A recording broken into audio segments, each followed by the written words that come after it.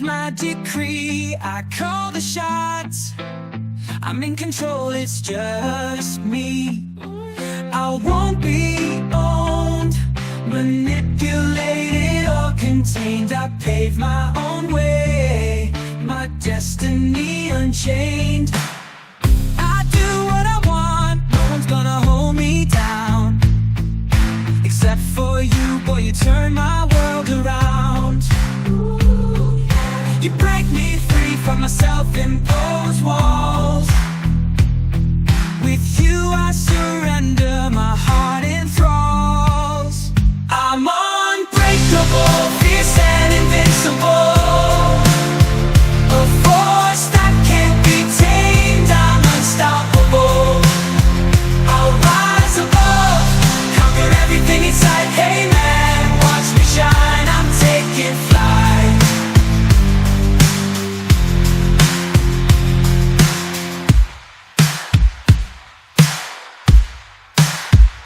Watch me shine, I'm taking flight. Hey man, watch.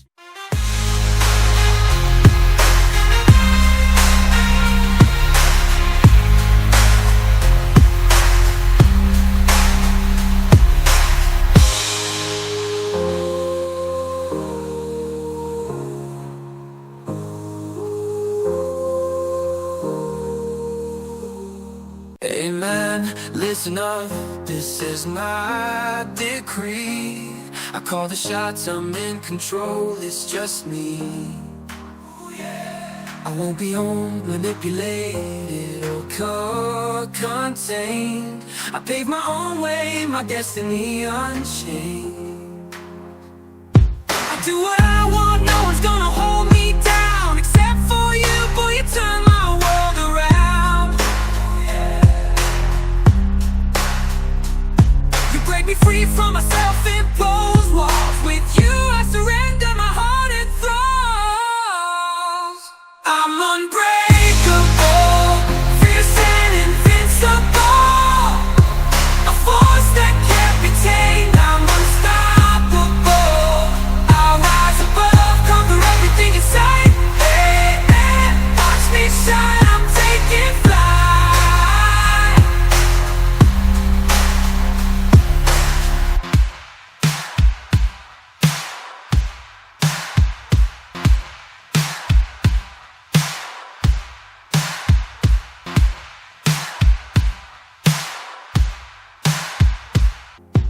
Do what I want, no one's gonna hold me down. Except for you, boy, you turn my world around. You break me free from my self-imposed walls. With you I surrender my heart and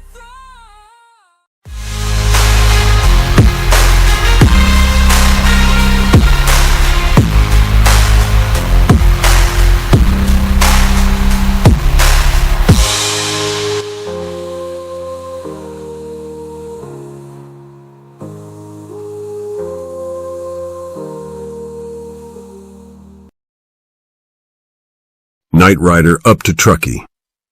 An original story from Appaloosa Radio, Chapter 1, Bicycle Guy. It was unbearably hot. The Sacramento Valley gets that way in August. Add the smog and the smoke from the all-too-frequent brush fires, and you have a hellish place that is literally unlivable. Still, it is where California has its state capital. And if you are an attorney defending various state agencies from the all-too-frequent lawsuits, it is where you must live. It is where I lived. I was such an attorney. Almost every morning. I regretted having spent the $40,000 to get my law degree. I had wanted to be a new Perry Mason. Instead, I spent my days in the courts, arguing, correctly, that it was not the state's fault that electric energy prices were so high. There had been hearings ad nauseum about the rates that the private companies could charge. Months and months and months of hearings. Public input on the previous public input. Anyone could get their 3 minutes at the open microphone to present their opinions. It is a tedious and woeful process. Still, no sooner had the rates been published, no sooner had the various tables become law, the lawsuits began.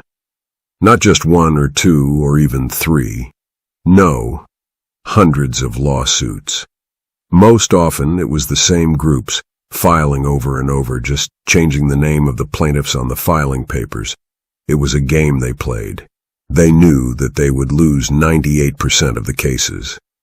But sometimes a judge would rule in their favor, and then an existing rate table might be thrown out, and the state would have to develop another.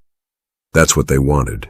They would begin negotiations for a new rate table that gave their particular industry the benefits of lower electric rates. I was the attorney who had to go into court and defend the state. The cases were so similar, I could quote them from memory without even having to read through them. I often felt like screaming, "This is all a sham." We had argued the exact same case last week, and the week before that, and the week before that.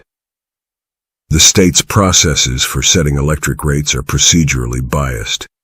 Meeting locations and/or times were not appropriately identified and publicized. Hearing officers did not allow plaintiffs sufficient time to fully present relevant evidence. I was not Perry Mason. I am, like him by profession, a lawyer. However, I do not defend beautiful blondes wrongly accused of murder. No, I defend the state against frivolous lawsuits, shams, and falsehoods, filed only to lower a company's air conditioning costs. They are vultures looking for carrion, for bones to pick apart. Yes, I have a bad attitude. To make matters worse, it was nearly 3 o'clock on a miserably hot Friday afternoon, and I was waiting at the eastern end of the light rail line for the very late bus from Auburn to arrive. The state now requires its attorneys to use the light rail train system for our court appointments. They say it is to reduce air pollution and to protect the environment. However, we all know that it is really to save costs. A monthly light rail pass costs $40. Downtown parking is at least $15 a day. I'm in court 20 days a month. That's $300 for parking. So, light rail is much cheaper. The only good thing about riding the light rail is the state allows you to ship our documents to the courthouse by interoffice courier. We call it the mule. We have a special storeroom where we can keep them, so at least I do not have to wheel a dolly full of documents onto and off the light rail train. I've seen attorneys for other clients who have had to do so. As I said, it was a hot Friday afternoon. I had been allowed to leave early because the judge in my current case decided to call a 3-day recess. I had left the office at 1:30, hopped light rail to the last station, and then waited for the bus that was headed up to Auburn. Unfortunately, the bus was late, more than an hour late. The bus stop had a metal bench, but no overhead shade. I was still in my dark business suit, sweaty, and more than miserable. Every 12 minutes, a new light rail train would arrive from the downtown, disgorging its many passengers. It was not long before I had several companions also waiting in the hot sun for the very late eastbound bus. There was a young woman who was obviously a student at the state university.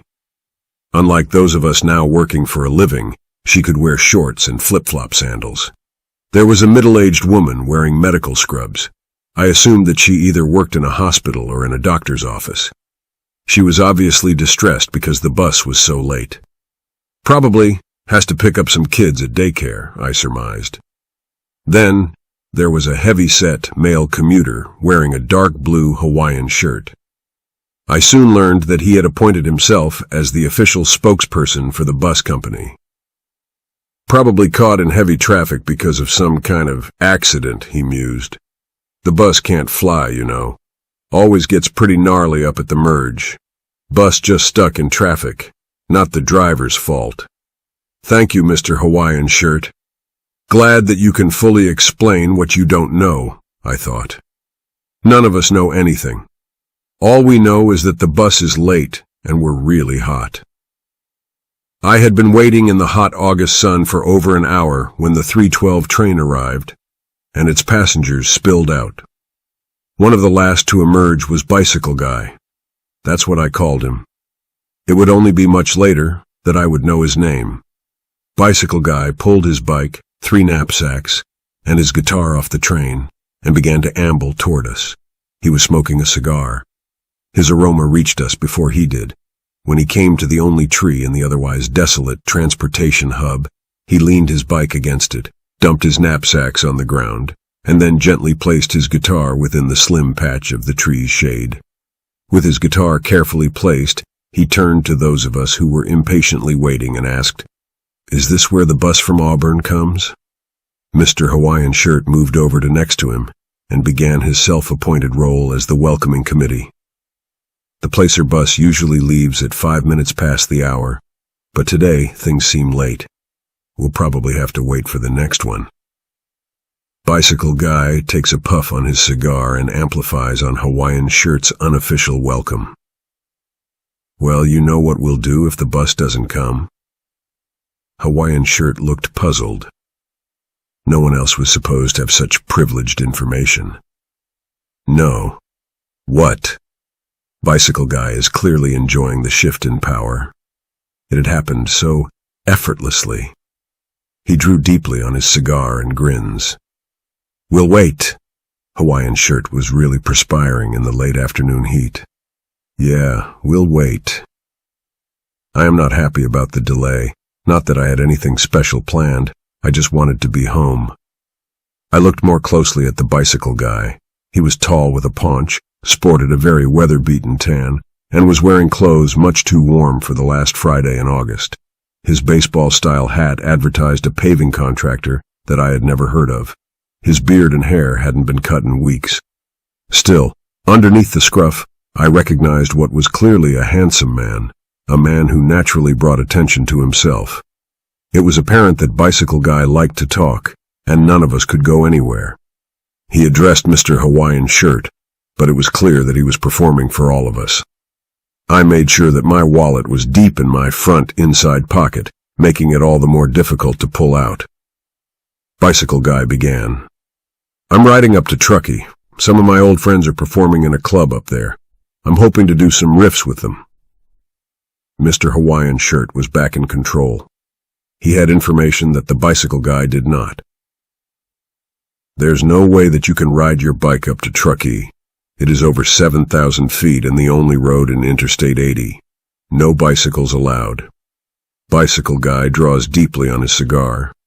"I can't stand the smoke, but I have been pulled into the drama.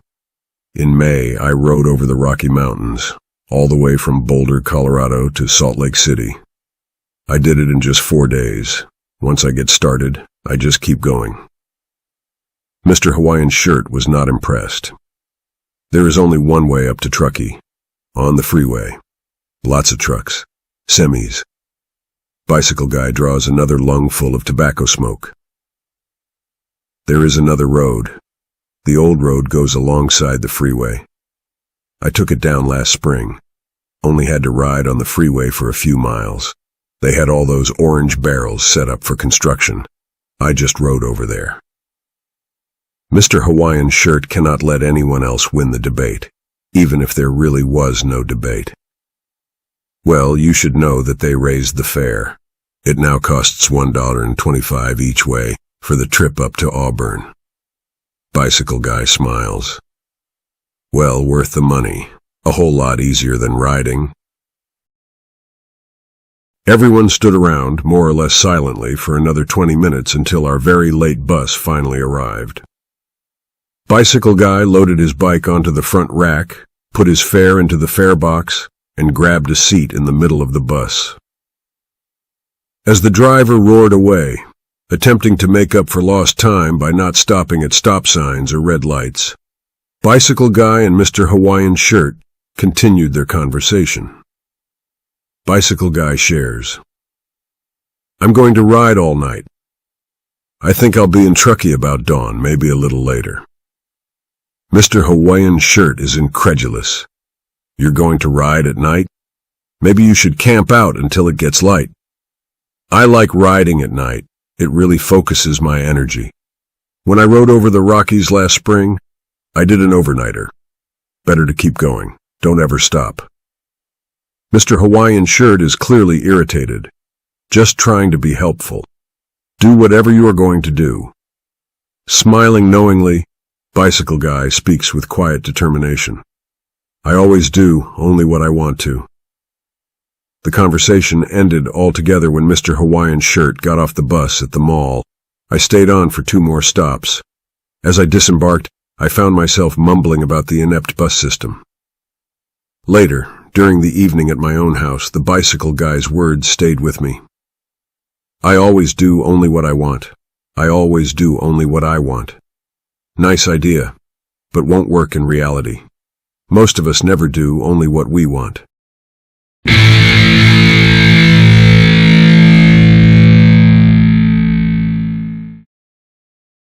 The Bicycle Guy responds with quiet determination.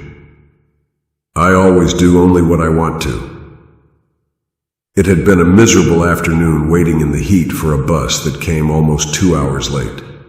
I was just glad to finally be in my own house. Then, later in the evening, the Bicycle Guy's words came back to me. I always do only what I want. I always do only what I want.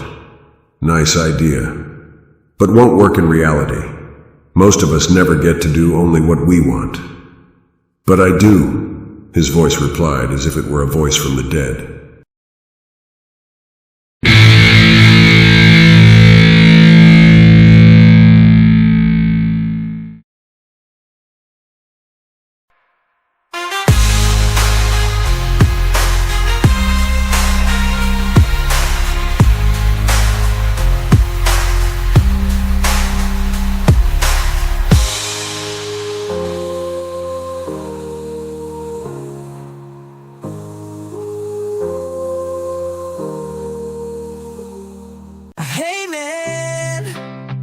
Listen up, this is my decree. I call the shots.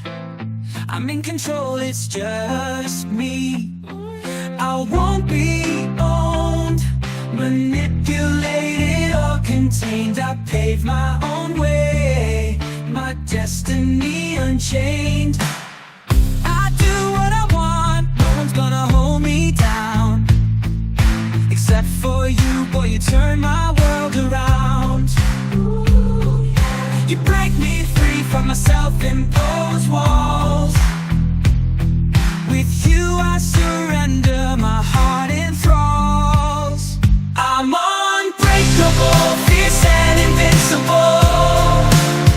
A force that can't be tamed, I'm unstoppable. I'll rise above, conquer everything inside. Hey man, watch me shine, I'm taking flight.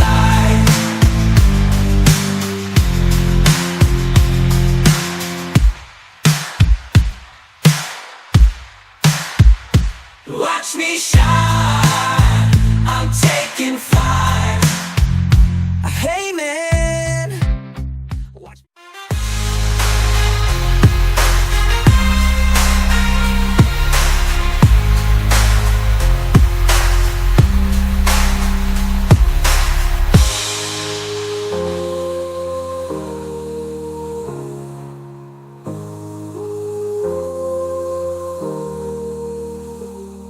Amen, listen up, this is my decree. I call the shots, I'm in control, it's just me. I won't be owned, manipulated or contained. I pave my own way, my destiny unchained. I do what I want, no one's gonna hold me down. Except for you, boy, you turn my world around. You break me free from my self-imposed walls. With you I surrender my heart and thralls. I'm unbreakable, fierce and invincible. A force that can't be tamed, I'm unstoppable. I'll rise above, conquer everything inside. Hey, hey, watch me shine, I'm taking flight.